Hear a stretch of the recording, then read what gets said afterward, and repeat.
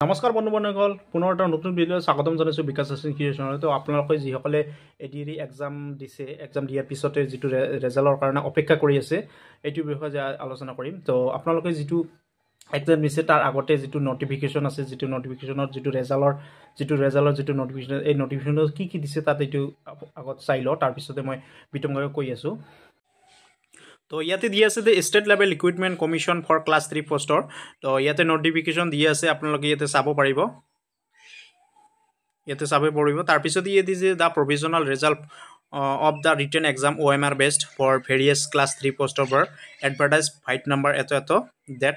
তো ইয়াতে দি আছে যে state level recruitment commission class 3 পোষ্টত উইল বি ডিক্লেয়াৰ এজ অহাকালি আমাৰ ৰেজাল্টটো ডিক্লেয়াৰ হ'ব। আৰু আপোনালোকে কোনটো ৱেবছাইটত আপোনালোকে ৰেজাল্টটো আপোনালোকে চাব পাৰিব। তো ইয়াতে দি আছে, প্ৰথমতে ইয়াতে দি আছে www.site.seva.online.org, ইয়াতে আপোনালোকে চাব পাৰিব।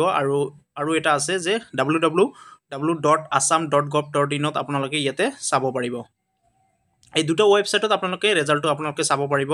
তাৰপিছত আছে ইয়াতে দি আছে যে the cut off mark of each category post of respect for of paper 3, paper 4 and paper 5 will also be available in the official website Assam State School Education Board Division number 1.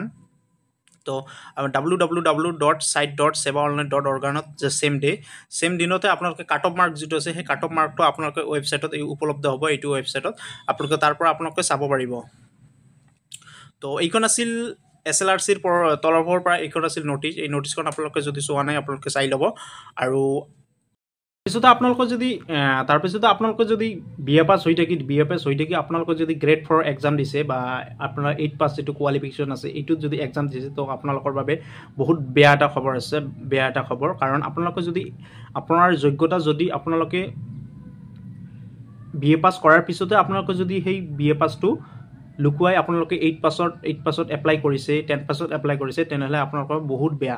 কাৰণ আপোনালোকে এইটো যদি জানি পায়, তেনেহ'লে আপোনালোকে যিটো চাকৰিত যিটো পাছ কৰিছে, 8 পাছ যিটো পোষ্টত যদি আপোনালোকে পাছ কৰি থাকে, তথাপিও আপোনালোকে সেই চাকৰিৰ পৰা আপোনালোকে বঞ্চিত হৈ যাব। কাৰণ আৰু এটা কথা, যিহেতু আপোনালোকৰ ফ্ৰেণ্ড চাৰ্কলৰ ভিতৰতে সেই বস্তুটো কি হ'ব, আপোনালোকে যিহেতু হেল্পলাইন নম্বৰ হ'ব, এই হেল্পলাইন নম্বৰৰ ফলত আপোনাৰ কি হ'ব, নজনা যিজনে জানি পাব যে আপোনালোকে BA পাছ জনাৰ পিছতে আপোনালোকে যদি সেইটো কমপ্লেইন কৰি দিয়ে, আপোনাৰ ওপৰত উচিত তদন্ত হ'ব। এই তদন্তৰ ফলতে আপোনালোকৰ কি হ'ব, যিটো চাকৰি আপোনালোকে পাইছে বা আপোনালোকৰ যিটো 8 পাছ কৰাৰ পিছত 8 পাছৰ যিটো আপোনালোকে কোৱালিফিকেশ্যন দি আপোনালোকে ADRE এক্সামটো পাছ কৰিছে, তাৰপিছত ভাইভাৰ কাৰণে যিটো প্ৰিপাৰেশ্যন চলি থাকিব, সেইটো কৰিব নিদিব।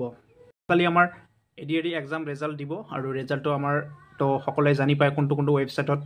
অলপ আগতে মই কৈ দিলোঁ, তাত গৈ আপোনালোকে চাৰ্চ কৰি দিব, গুগল চাৰ্চ বাৰত চাৰ্চ কৰি দিব, যে চাৰ্চ কৰি দিয়াৰ পিছতে seva.online.org বুলি তাত চাৰ্চ কৰি দিলে হ'ল। আপোনালোকে তাত চাব পাৰিব। তাৰপিছতে আপোনালোকে ৰেজিষ্ট্ৰেশ্যন নম্বৰ বা এপ্লাই কৰাৰ সময়তে যিখন বা এডমিট কাৰ্ড যিখন নাম্বাৰ আছে, ৰোল নাম্বাৰ, সেই ৰোল নাম্বাৰটো বহুৱাই দিব। আৰু পাছৱৰ্ড এটা ক্ৰিয়েট কৰা হৈছে, সেই পাছৱৰ্ডটো আপোনালোকে বহুৱাই দিব।